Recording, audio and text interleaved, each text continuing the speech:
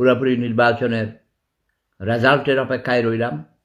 তবে আমি চাই নতুন প্রজন্মের মধ্যে, যেমন হাসনাত আবদুল্লাহ এসে গেছে, আমি খুব খুশি। তার আরেক জুটি আমার শাহরাস্তির কৃতি সন্তান, যদিও তাকে অনেকেই বেয়াদব বলে, এই বলে সেই বলে, সেগুলো আমি বলতে চাই না। নাসিরউদ্দিন পাটোয়ারি চাঁদপুরের শাহরাস্তি উপজেলার কৃতি সন্তান। আমি চাই ঢাকা ৮ আসনে নাসিরউদ্দিন পাটোয়ারি জয়যুক্ত হোক।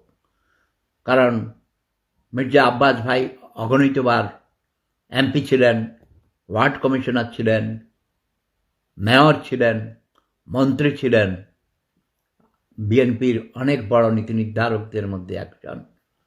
আমি অনুরোধ করব, আব্বাস ভাই অনেক সেবা করেছেন জনগণের, যদিও নিজের সেবা বেশি করেছেন, ভোট লুটপাট করেছেন, ভোট চাঁদাবাজি করেছেন।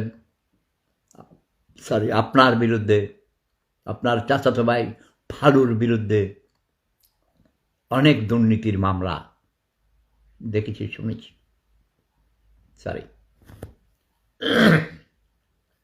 কাজেই আপনি এখন রিটায়ারমেন্টে যান। হে প্রবীণেরা, নবীনদের জায়গা করে দাও। তোমরা ইনভ্যালিড মাল, তোমাদের কেন ৮০, ৮২, ৮৩ বছর, ৯০ বছর বয়সেও, যেমন কুমিল্লার মনিরুল হক চৌধুরী আমার এক ভাই, সিনিয়র বড় ভাই, একসাথে আমরা একই সেক্টরে যুদ্ধ করেছি। সেই মনিরুল হক চৌধুরী ভাই একসময় বাংলাদেশ ছাত্রলীগের সভাপতি ছিলেন। বাংলাদেশ ছাত্রলীগের বেশ কিছু সভাপতি, যেমন কিশোরগঞ্জের ফজলুর রহমান ভাই,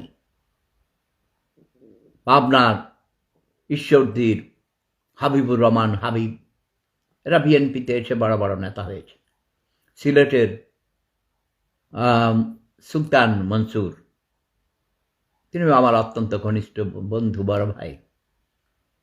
একসাথে আমরা যুদ্ধ করেছি। এদেশের মহান মুক্তিযুদ্ধের অন্যতম সংগঠক এবং মুক্তিযোদ্ধা, যাদের কথা আমি বললাম, এরা অনেকেই বিএনপিতে গিয়েছে। বিএনপিতে চলে কেন যেতে হলো? কারণ আওয়ামী লীগের নেত্রী শেখ হাসিনা তাদের ধরে রাখতে পারেনি।